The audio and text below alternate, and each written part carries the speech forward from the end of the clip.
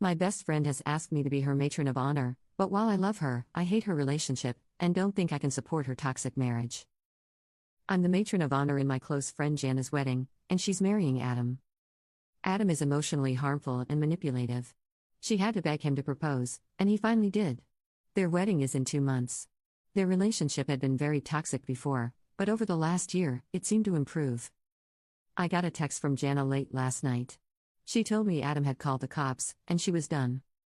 Adam called during a verbal argument. Over their 4-year relationship, he's threatened to call the police countless times, whenever they fight. One time, she looked at his phone, and he said he would call the police if she did it again. Last night, Adam also threatened to sue Jana for her dog. Adam regularly calls Jana's mom to handle her every time they fight. Jana's mom, Linda, is extremely toxic. Since last night, Linda has sent Jana horrible messages, including, "I'm done. I'm picking up your dog because he isn't safe. I'll never talk to you again. The next time I see you will be in the morgue. You drained our retirement. You are an embarrassment." Jana has very low self-esteem, hence why she won't leave. So what do you think?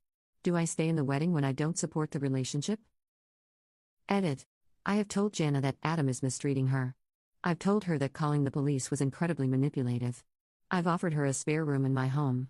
I've offered to help in every way I can. As much as I'd love to, I cannot make her leave him. She insists she wants to make it work. Relevant comments. Comment 1. I tell her that I support her, but I don't support the marriage, and I can't attend. I'd ask her what she would do if you were the one marrying a man who was verbally harming and called your mom to handle you. I couldn't be in a bridal party if I didn't even like the guy my friend was marrying. Comment 2. This is a really tough one. On one hand, you should want to ensure Jana doesn't become isolated and that she has a connection to rely on if things escalate to a dangerous place. But on the other hand, it would definitely be difficult to stand by her on a day when she's marrying someone who doesn't bring out the best in her, and vice versa. Given that you've just had another incident in their ongoing drama, it might be time to speak some hard truths. Comment 3. This is the cycle of cruelty that Jana is in, unfortunately. Those who refuse to support and validate the mistreatment get cut off, isolating her further. This is a really crappy situation, and I'm very sorry you find yourself in the middle of it.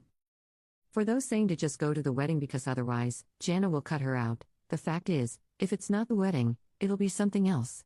It's just delaying the inevitable. Update 1. I posted a little over a month ago about being Jana's matron of honor and whether or not I should remain in her wedding.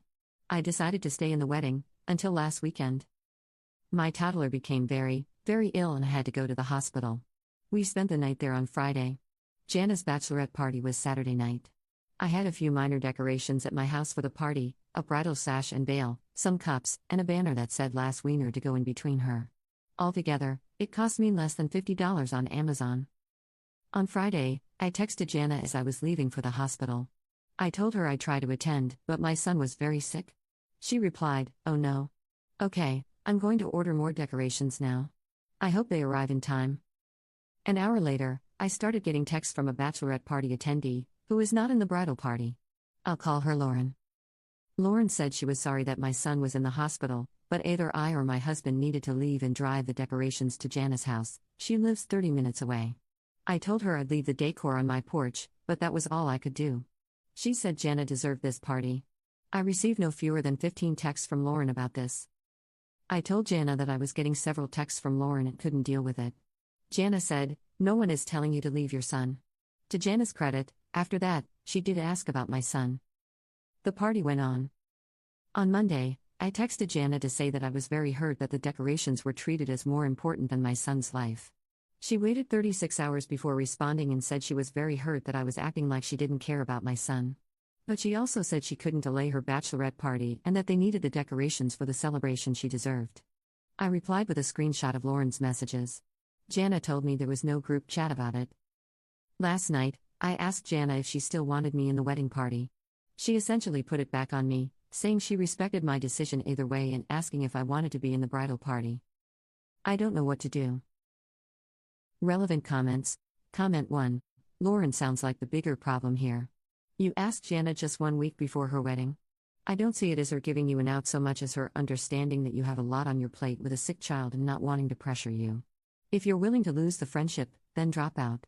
Your post history makes it seem like you never really wanted to be in the wedding. Weddings are stressful. Sick kids are stressful.